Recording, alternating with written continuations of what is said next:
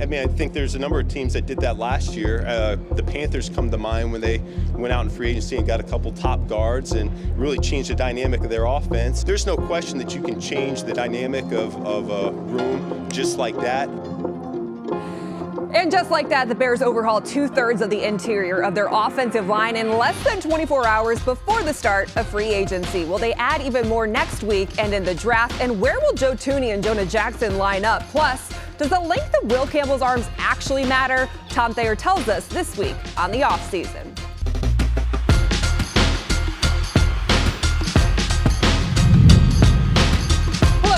Welcome into the offseason. I'm Cassie Carlson, joined in studio by the Chicago Tribune's Bears beat writer, Dan Wiederer. And it has been a busy couple days for the Chicago Bears. We thought free agency was going to be a busy time for them with addressing the offensive line.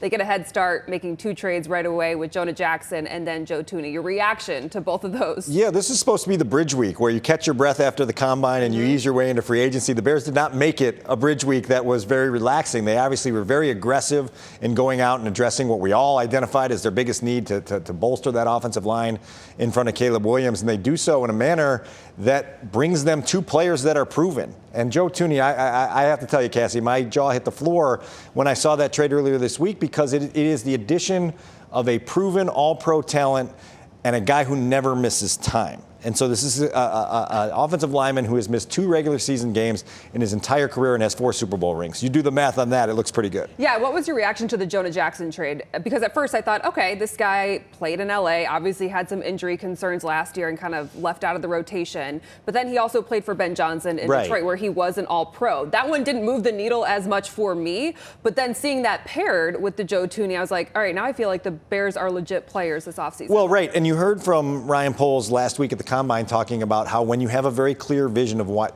you want to get done, you can be aggressive. And clearly they had a clear vision and were aggressive. And I think the familiarity box with Ben Johnson having that 4-season run in Detroit with Jonah Jackson gives him an understanding of who the player is. He's obviously well regarded by people in Detroit for what he brought to that locker room, a presence in there, a guy who handles his work with great seriousness.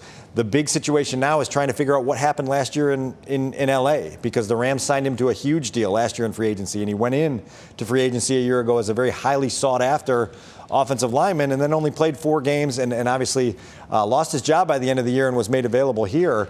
But you now have added 2 interior line starters that give you a great jump start on this offseason, and now you can start to address other needs. As you just mentioned, you can't argue that Joe Thuney is, one of the best guards in the league right now. 32 years old, 9 seasons in the NFL, only missed 2 games, played in 3 Super Bowls in his first 3 seasons, won 2 in New England, 2 in Kansas City as well, 2-time Pro Bowler. And I think it's important because this guy's a winner and he's durable. The Bears only had to give up a 4th-round pick next year. And I think the winner part is important, especially on the offensive line. Set the tone in that locker room, because I remember having conversations with people last year of, where did it go wrong in that 10-game losing streak? And I'm like, they have no one in that locker room that knows what it feels like and what it looks like to take and what it takes to win. Well, I'm glad you brought that up because I think that's a really big deal with Joe Thuney having played the start of his career in New England, the last several years in Kansas City. Tom Brady, Patrick Mahomes, and let's hope Caleb Williams amounts to something similar. He knows what it looks like, right? And so he's going to be able to identify red flags. He's going to be able to be, as you said, a tone setter and a guy that is just going to bring it every day. And when you can be a general manager or a coach and you can put your head on the pillow every Saturday night knowing that guy's going to be available to you on game day, it's a great feeling. The Bears haven't had that. We know how many different combinations of offensive line starters, offensive linemen they've had over these last several years, and now you can just take Thuney and put him in Sharpie in your depth chart and really walk into the season understanding that he's going to play for you every single week. You mentioned the question mark around Jonah Jackson and the fact that he did deal with injuries in L.A. after signing a big free agent deal. This is what Dan Miller, he is the voice of the Detroit Lions, had to say about Jonah Jackson on First and North. Anytime you tell me you're adding Jonah Jackson to your team, I tell you that's a good thing because you got a good guy and you got a talented guy. I just need to know that this was not some sort of fall off in terms of his abilities last year. I'm guessing it was more injury related, and if it was, the Bears got themselves a good, versatile piece in the middle of that offensive line. All right, so that's Dan Miller saying that you got a good guy in the locker room, but the big question mark is what happened in L.A. But by all accounts, It's that he handled it very professionally, and given the circumstances, he was a good locker room guy and was very mature in how he handled it, which is good news to Bears ears, who are, I think, a little bit jaded. Sure. We talked about the Nate Davis comparison, and you said you can't make that comparison, but I think there's reason to be concerned given the history of what they have brought in the past. Right. It's Nate Davis. It's Ryan Bates, obviously a guy that they traded for a year to the day previously to making the trade for Jonah Jackson, and he'd obviously battled shoulder injuries all year and wound up on IR 2 different times and didn't give them the return on investment that they wanted. It's understandable to be a little bit skeptical with all things Chicago Bears because of the track record here. But Jonah Jackson, obviously, again, going back to the familiarity with Ben Johnson, he was there when he saw Jonah Jackson have his best season in 2021. He was a Pro Bowl honoree as a replacement player that year, and obviously can do some things up front for you. When you get him in space as a run blocker, he can be really, really dangerous. I think the question is, they've overhauled 2/3 of the interior of the offensive line. Ben Johnson was at the Combine last week saying you can do it in an entire offseason because the Panthers did it last year. They had the most expensive O-line, and we saw Bryce Young get better protection towards the end of the season. Do you think they still go out and sign a veteran center like a Drew Dahlman if it costs him $14 million to give that asset to Caleb Williams? Well, you've eaten into your cap space pretty significantly with these 2 moves. Now, you can do some things if you decide to get an extension done with Joe Thuney next week to massage the cap numbers a little bit, but you have to be very cognizant of the number of different needs you have on this roster. They have to explore the defensive line and add some depth there, and so you have to put this entire puzzle together, understanding what your resources are and where you can get players. I would be surprised if they didn't try to attract a veteran option next week to play center for them, because you would love to pair Caleb Williams, a young quarterback, with somebody in front of him that has experience there. At the same time, you can try to play a little bit of chess with how you line those things up and what it's going to look like, because I do think that the most important thing is getting comfort for Caleb. It may not be shopping off the top shelf of free agency. You may have to take a bargain center and make things work. Would you be shocked, given the news that Trey Hendrickson has requested a trade out of Cincinnati, if the Bears make a 3rd trade and get an edge rusher who had 17.5 sacks the past 2 seasons to complement their defense and play opposite of Montez Sweat? Yeah, led the league last year, and obviously is a proven player at the edge rushing position. Here's my reservation with that. Number one, you paid Montez Sweat big money. You remember the 4-year, $98 million extension they gave him shortly after trading for him to be that guy. And so now if you're going to dump more money into it, you're in some ways saying that you're not getting out of Montez Sweat what you thought you were going to get out of Montez Sweat. And I'm not really ready to go there, because you're going to have to give up draft capital. You're going to have to pay a lot of money in one position to try to get that pass rush some teeth. He does have familiarity with Dennis Allen from their days together in New Orleans, but I guess you asked if I'd be surprised. I would be surprised if they went after that one, and we'll just see what direction they go. But I do think there was an acknowledgement, and there has been since the season ended, that some way you have to get more from that pass rush, whether it's on the edge or in the interior. We're only talked about what the Bears might do in free agency. Yeah, we still have to talk about what they might do in the draft. Who will they take with the 10th overall pick? Is Ashton Jeanty back in play because of all these trades? Dan is back for another segment, and we'll discuss it next. Like those guys you mentioned, like Bijan, Saquon, Jameer, they've all been doing special things and showing that if you have a special X-factor player at the running back position, it can really enhance your offense. That is Boise State running back Ashton Jeanty, who pointed out the value of the running back position is back up. It was down there for a few years, and he could be in play for the Bears at 10 after all these trades, and we'll see obviously what happens with free agency. Welcome back to the offseason. I'm Cassie Carlson, joined by the Tribune's Dan Wiederer.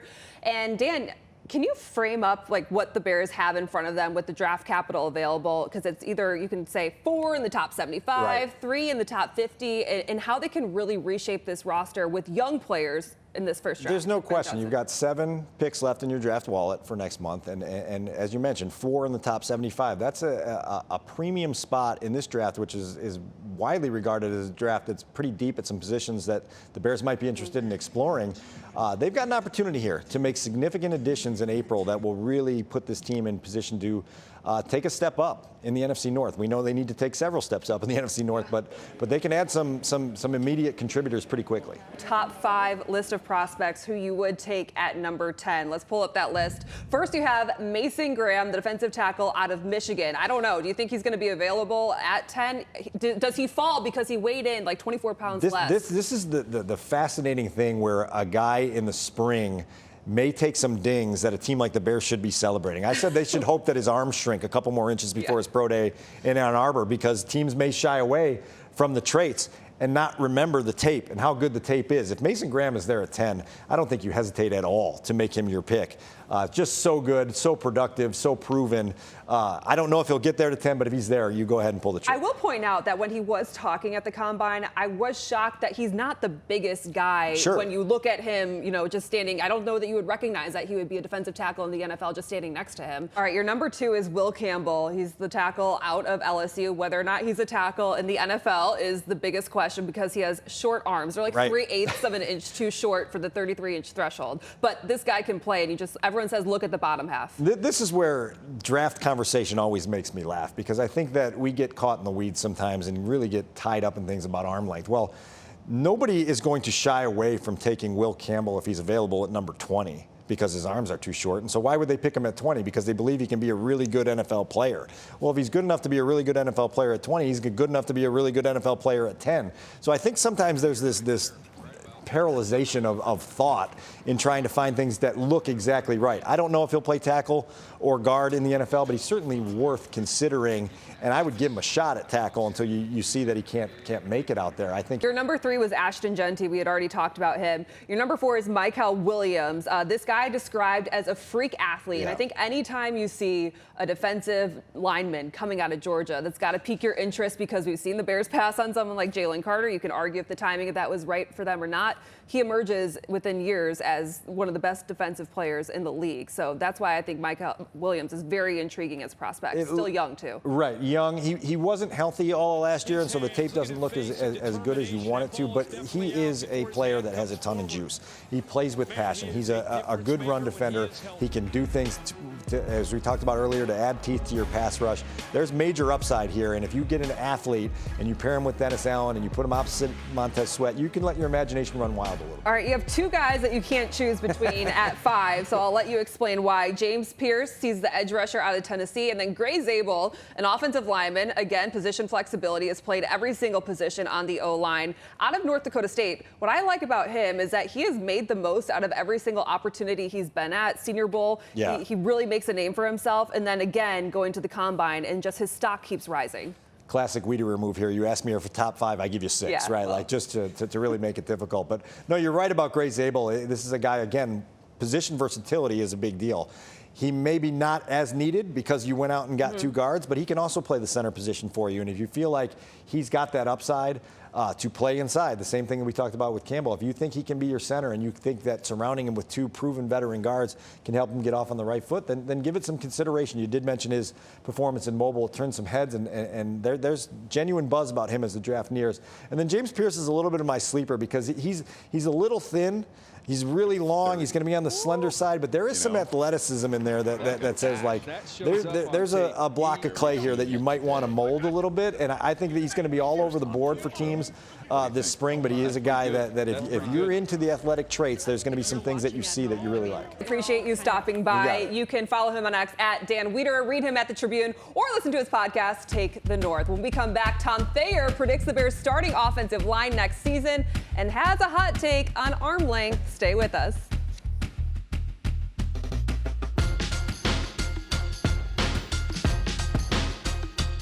We'll have to nitpick something. So, I've heard it all my career. When I was coming out of high school, the college coaches, said the same thing, and I proved them wrong. And, that's something that I anticipate doing again. Obviously, like I said, I don't have the stereotypical, offensive lineman, if you had to draw one up in your mind, arm length. But, everything is blocked with your feet. And that's where I excel. I feel like my footwork, I can match it with anybody I need to. Does arm length matter when it comes to tackles in the NFL? It depends who you ask. Left tackle from LSU, Will Campbell, would be the #1 lineman, but his arms are 3/8 of an inch too short to some. Former Bears offensive lineman and radio analyst Tom Thayer has been studying the O-line prospects for the last week, as well as the Bears trades, and I caught up with him to get his reaction to the Bears moves. That room has to be transition to the most competitive room inside the football team, because the way we finish the season with that type of talent, I think they have to upgrade the talent.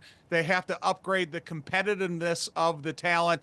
They need to increase the alpha male presence inside that meeting room, and I think they did it with both of these guys. I think these guys that have a lot of experience, all pro experience, that they can teach a lot of lessons to guys that are just starting to get their feet wet in the NFL. So you talk about the transition of an offensive line room in such a short amount of time, they're doing it. Ben Johnson was asked if you can overhaul an offensive line in one offseason. This was last week at the Combine. He said, yes, he believes you can, and we saw it happen with the Carolina Panthers last year. How much more relevant does this make the Bears in the grand scheme of things across the NFL, that they've already poured some resources and given away late draft capital for these two guys? I think it's significant, and when you're talking about changing an offensive line within 1 year, because listen, I just spent the last 5 or 6 days watching the Combine and taking into account every position, but really focusing on the offense and defensive line. So you're not going to be left behind. You're kind of going to be out in front of the battle to get this group upgraded. And when you talk about bringing in 2 experienced offensive linemen, playing them at the position that they probably are most fit to play. And then, you still have a guy like Karam Amagaji who's got the template to fit anywhere on the offensive line. You got Darnell Wright in what he is transitioning into in terms of becoming a veteran in the NFL.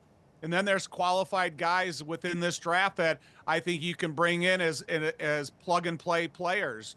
And so the Bears have the assets in the draft in the early rounds, and they have those quality of players that can come in and benefit from the experience of a Joe Thuney, benefit from the experience of a Jonah Jackson, and make sure that their learning curve is expedited, because not only do they have an experienced offensive line coach, but they're playing next to a guy that's got a world of experience that can speed up their learning curve. Are you still in favor for them going after someone like a center, Drew Dahlman, in free agency next week, even if it costs them $13-14 million a year, given the fact that you're still working with a young quarterback and you want someone who has that veteran experience on the offensive line at the center position?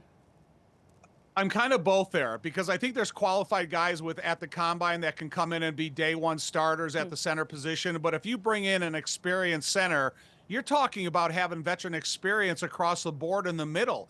And you talk about what security that gives a guy like Caleb Williams, who's not only going to be learning a new system, but he's also going to have confidence in that protection and the communication up front. And so you're not necessarily teaching a rookie how to communicate with 2 veteran guards. You may be teaching 3 veterans how to communicate amongst each other. So I'm not against going out and kicking the tires on Dahlman, but I do think Ryan Poles and his staff will do their due diligence in the candidates that will be offered to them on draft weekend. One interesting thing I heard at the NFL Combine is that Will Campbell has position flexibility. He can also play center. And we're talking about his arm length right now, that it's under that 33-inch threshold. So does that make him a tackle? Does it make him a guard? Do you think Will Campbell could play center if he's available at 10? I think Will Campbell could play any position up and down the offensive line, including right tackle. And I don't care about arm length, Cassie. Why? That's one of my points Everyone of contention. cares about it. Because Cassie, I think if you and I were sitting and watching tape of a game, and we didn't have access to the upper body of Will Campbell, we could only watch from the waist down. What he's going to show you, he's got the feet, the athleticism, the recovery, and the power to play the position. And I happen to play with one of those guys that arm length was criticized in Jimbo Covert, and he was the most dominant left tackle in the league from the moment that he came out of Pitt onto the Chicago Bears practice field. So I don't ever think that arm length is, I take that into consideration. I want to see if you have the athleticism and everything else that you need efforted in order to get yourself in position to even be considered as an NFL candidate. So enlighten everyone. Why do people freak out about the arm length? Because it's a false measurable. It's something easy to talk about. Because I've seen guys come across the NFL in my last 40 years that had arm length that was emphasized, but then they didn't have the feet and they didn't have the power to be able to play the position. I just think that when you talk about arm length, if you can't get yourself in position and you're going to rely on the length of your arms, you're going to lose a lot of battles. All right, so for the people who are kind of enamored with that number and will say that his arms are too short for him to play tackle, do you think he'll drop to 10? And if he does, is that who you would pick if you were Ryan Poles and he was available? You know, there's a couple of guys that I have a lot of interest in, but if Will Campbell is there at 10, and I do have determined that he can be a day one starter at left tackle for me and hopefully grow into that position over the next 10 years, and then over the next whatever amount of years with Joe Thuney, I would have all the confidence in the world in taking him. But I'm not going to limit myself to only Will, because if he's not there, then I don't want to say, oh my God, the sky is falling. Now we have to look at an unrealistic pick. If Will's not there, there's a couple of other guys that have played the position at a really high level that I would be equally as interested in. You said you've been watching tape from the Combine for the last 5 days. Are any of those guys an Armand Membo? You have Calvin Banks, Tyler Booker. Who else is on your list that really popped for you? I got to say, Membo, he's really piqued my interest because of how big he is, how athletic he is, how strong he is in the type of 40 he ran, which I really don't take into the 40 into consideration. I look at the 10-yard burst. I look at their vertical jump and those types of things to really see leg power. The only thing that I would be concerned about Membo is he's more of a career right tackle.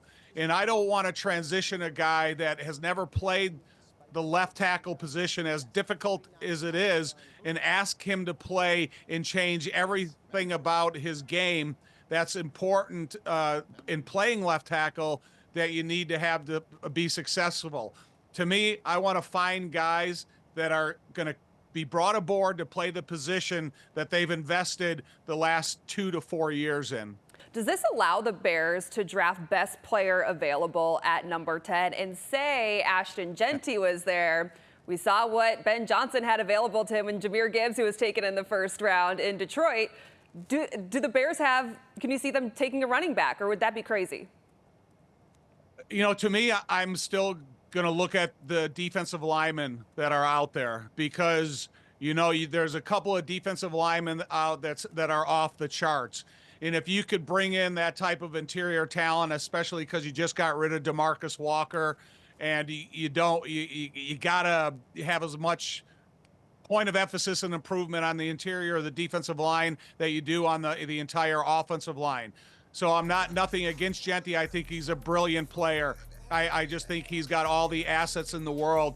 But if you don't have an offensive line that's providing you running lanes and protection for the quarterback, it's going to be difficult to have a running back come in here and be the superstar he was in college if you don't have the blocking up front, or you don't have the ability on defense to stop the running up front. And to me, is you look at the success that Philadelphia had and the way that team is built. And I always say Philadelphia this year is the most similar team to the '85 Bears that I've ever seen, because if you look at how dominant their offense and defensive line are, and then you go out and you win the Super Bowl.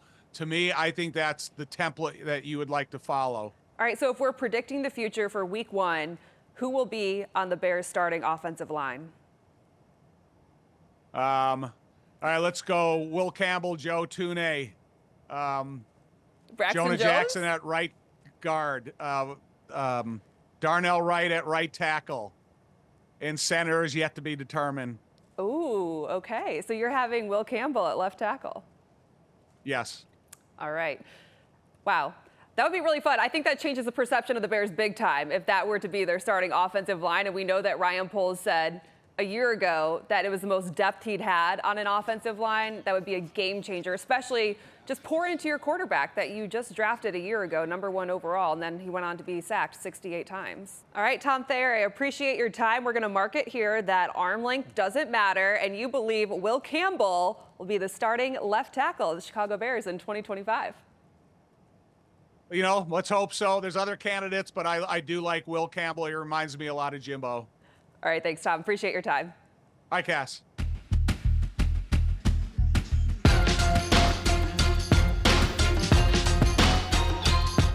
What a week, and crazy how much perception can change in a short amount of time. The Bears said they were going to be aggressive this offseason, and that started with the hiring of Ben Johnson. But it was reiterated at the Combine when Ryan Poles said, the clearer the vision, the more aggressive you can be.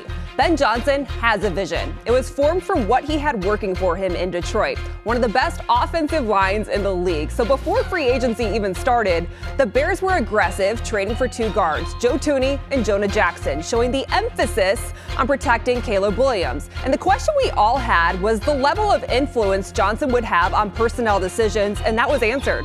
Ben Johnson coached Jonah Jackson, and despite him being hurt last year, this was Johnson telling Ryan Poles to trust him, because when he had Jackson, he was an all-pro. And you hear coaches say it all the time. Games are won and lost in the trenches. It all starts up front. Caleb Williams was sacked a league-high 68 times last year. The Bears' run game ranked 25th, and they go hand in hand. Ryan Poles ate his words when a year ago he said he had the most depth on the offensive line. Well, now he has some dudes, some winners, and some all-pros, and they can still add more, which would allow Ben Johnson, Caleb Williams, and the Bears to be front and center. That's it for this week on the offseason. We'll be back next week with the latest from free agency. You can catch full extended interviews with Dan Wiederer and Tom Thayer on the Fox 32 Chicago YouTube channel. We'll see you next week.